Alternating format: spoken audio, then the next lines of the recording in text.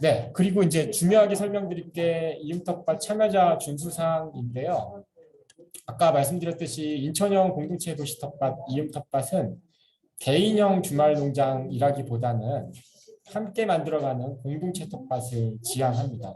그래서 이를 위해서 이제 최소한의 장치를 이제 둔 건데요. 시민 텃밭 참여자들은 단순히 텃밭을 분양받아서 농사를 짓는 것을 넘어서 공동체를 형성하고 건강한 먹거리를 배우며 그다음에 생태환경 보존과 기후위기 대응, 지역사회 나눔, 돌봄 뭐 이런 것들을 만들어 가려고 하고 있거든요. 그래서 이런 것들을 같이 만들어가기 위해서 뭘 할까와 관련돼서도 고민이 있고 또 하지 말아야 될 거 이런 것들도 있거든요. 그래서 다음과 같이 참여자 준수사항 지켜주시길 바랍니다.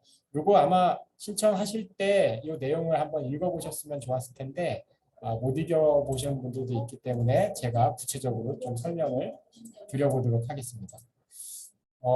경작 방법에 대한 원칙 첫 번째 이제 공동체 텃밭 운영 규정인데 세 가지 규정이 주로 있다고 생각하시면 됩니다. 첫 번째는 경작 방법인데요.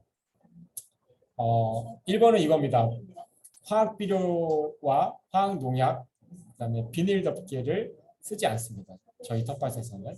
그래서 최대한 자연에 해가 되지 않는 방법으로 농사를 지으려고 하거든요. 그래서 화학 비료가 아니라 유기농 탭이라든가 유기농 비료 뭐 이런 것들을 쓰도록 권하고 있고요. 그 방법과 관련돼서는 저희 텃밭 활동가, 공동체 텃밭 활동가 선생님들이 항상 배치가 되어 있기 때문에 계속 도움을 이제 주실 수 있을 겁니다. 그리고 화학 농약하고 제초제 이것도 물론 안 쓰고요.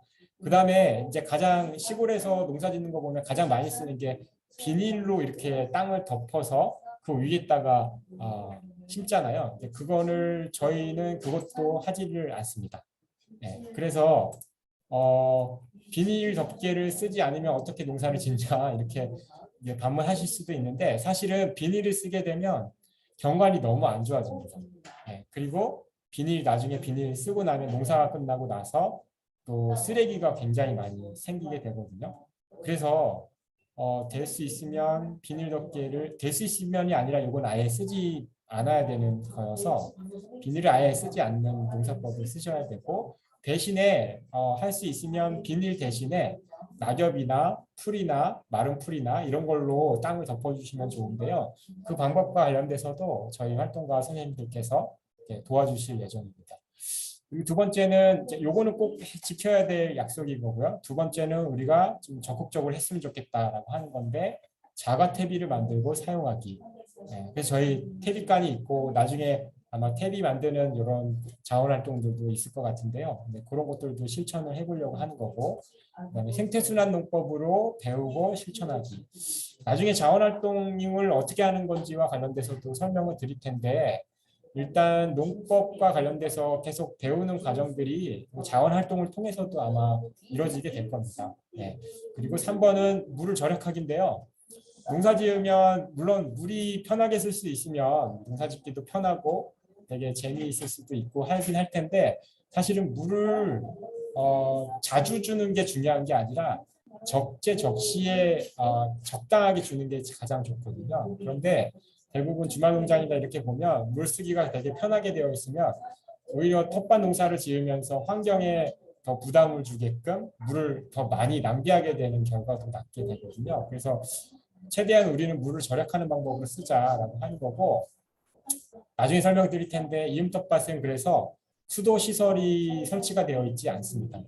네, 그래서 빗물을 중심으로 해갖고 받고 있고 빗물이 다 떨어졌다 하면 뭐 비용을 들여서 이렇게 채우긴 할 텐데 어쨌든 빗물 중심으로 농사를 지을 거다라고 하는 거를 미리 말씀드립니다. 그다음 4번은 이음텃밭 운영 규칙과 관련돼서인데요. 시민 텃밭, 공동체 텃밭 참여자는 다음의 권리와 의무를 갖습니다. 부여받은 텃밭 구획을 책임 있게 농사지을 권리와 의무, 필수 교육의 참여에 대한 권리와 의무, 텃밭 운영에 대해 참여할 수 있는 권리, 공동 이용 시설을 이용하고 관리할 권리와 의무. 그다음에 5번하고 6번이 중요한데요. 참여자 준수사항, 지금 제가 설명드린 이 준수사항을 지키는 의무도 있겠죠. 그리고 마지막으로 월 1회 이상의 1시간 이상의 텃밭 자원 활동의 의무. 여기에 있습니다. 사실은 텃밭을 분양한 게 아니라고 말씀드렸잖아요. 그래서 이제 이응 텃밭 전체를 우리가 같이 이렇게 만들어 간다라고 생각하고 그 만들어가는 시간을 최소한 월 1회 정도를 1시간 정도를 참여하는 걸로 장치를 둔 거라고 생각하시면 될 것 같습니다. 그리고 이제 공동체로 참여하시는 분들은 인원이 좀 더 되기 때문에 2시간 이상, 월 2시간 이상 참여하는 걸로 이렇게 생각하시면 될 것 같고요. 그리고 이제 이응 텃밭의 준수사항이 있습니다. 금기사항, 시설 및 재산, 경작물의 파괴 및 도난행위. 요거 이웃 거를 막 마음대로 따가거나 이러면 안 되겠죠. 그리고 이응 텃밭 전체에서는 흡연이라든가 음주, 조리 행위가 안 됩니다. 네, 나중에 혹시 뭐 행사나 이런 게 있으면 뭐 허가된 조리 행위 이런 것들이 있을 수 있을 텐데, 네, 그래서 흡연 안 되고 음주 안 되고 조리도 안 됩니다. 네. 그리고 3번 타인에게 가해는 폭력 행위, 이건 뭐 당연히 안 되겠죠. 그리고 준수 사항인데요. 각자 발생시킨 쓰레기는 되가져가십니다. 그래서 혹시 뭐 나중에 퇴비를 쓰신 다음에 퇴비 그 봉지가 나오잖아요. 그 봉지도 본인이 쓰신 거면 다시 되가져가셔서 네, 다시 집 근처에서 버리신다거나 이렇게 하셔야 되고요. 이음터파 전체적으로 보면 쓰레기통이 없습니다. 네. 그 현장에서 일하시는 활동가 선생님들 사무실 정도에만 쓰레기통이 있고 나머지 쓰레기통이 없거든요. 그래서 전부 대가져 가시는 거예요. 요거는 작년에도 되게 잘 지켜주셔서 초반에 약간 네, 퇴비 봉지 이런 것들이 이제 잘 처리가 안 되고 그랬었는데 작년에도 잘 지켜주셔서 쓰레기 없는 텃밭으로 계속 유지할 수 있었거든요. 그 다음에 2번 텃밭에서 발생한 부산물 뭐 예를 들면 뭐 고추대가 나온다거나 뭐 이런 게 나올 수 있잖아요. 그런 것들은 썩는 것들만 퇴비칸에다가 정리하시면 되거든요. 그건 나중에 또 활동가들한테 같이 도움을 받을 수 있을 겁니다.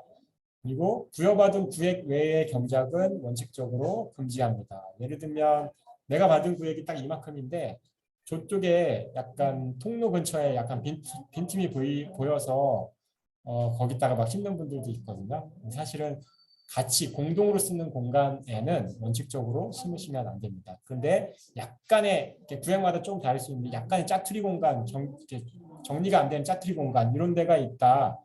그러면 활동가와 합의를 하셔갖고 여기를 내가 관리하겠습니다. 이렇게 합의를 꼭 하시길 바랍니다. 합의를 안 하고 임의로 하시면 네, 요 경고 조치가 갈 수도 있습니다. 네, 그다음에 4번 경작에 필요한 조치 외에 시설이나 구조물을 설치하지 않습니다. 네, 자기 텃밭에 경작에 필요한 예를 들면 지주대라든가 이런 거 외에 구조물은 설치하지 말아주시길 바랍니다. 네, 그 다음에 4번, 5번 타인에게 피해를 주는 행위를 하지 않습니다. 이거 당연하죠. 그래서 요 준수사항을 꼭 지켜주시길 바라고요. 그 다음에 이제 이거를 지금 지키지 않으면 어떻게 되느냐 관련돼서도 규칙을 정해놨는데요. 1번은 경고 조치입니다. 경고를 받을 수 있는 조치인데요. 첫 번째는 부여받은 텃밭 구획을 방치했을 경우, 네, 방치했을 경우 우리가 계속 활동가들이 모니터링을 하기 때문에 지금 대기자들도 되게 많은데 이 귀한 텃밭 구획을 방치하고 그냥 놀릴 경우에는 경고 조치가 들어갈 수 있습니다. 그다음에 2번 의무 자원 활동에 참여하지 않았을 경우에도 네, 그 달에 참여를 안 했으면 아마 그 다음 달에 경고를 받으실 수 있습니다. 그다음에 3번 경작 방법에 대한 원칙을 어겼을 경우 요거는 아까 말씀드렸듯이 화학 비료라든가 화학 농약 그다음에 비닐 멀칭을 했을 경우 비닐 덮개를 했을 경우에 요 원칙을 어겼다고 판단을 할 겁니다.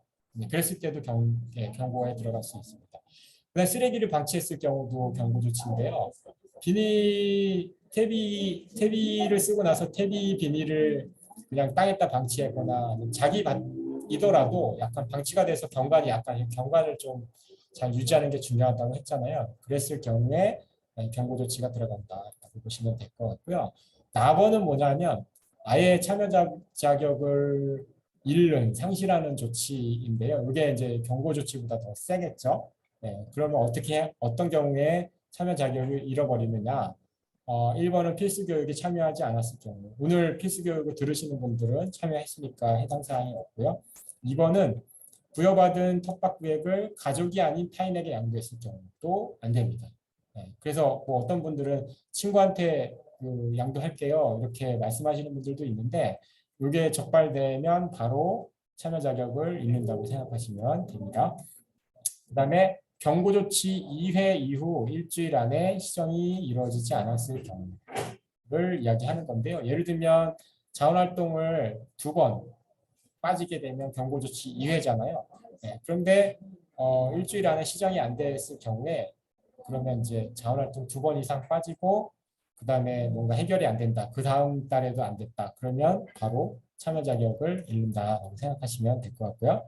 네, 형사조치에 해당하는 행위를 했을 경우, 네, 이거는 이제 센 거니 법에서 해결할 거니까 그런 불미스러운 상황이 생기면 그래도 이제 참여 자격을 박탈한다. 물론 요거는 이제 이음턱과 내에서 일어나는 경우를 이야기하는 겁니다. 그래서 그렇게 이제 조치를 할 거고 그 조치와 관련돼서는 운영위와도 면밀하게 이야기해가면서 결정을 해서 통보를 드리는 걸로 이렇게 하도록 하겠습니다. 물론 중간에 그냥 포기를 하실 분들이 있으면 바로 포기한다고 말씀하시면 이제 대기자분들한테 기회를 줄 수 있으니까 그런 것도 염두에 두시면 될 것 같습니다.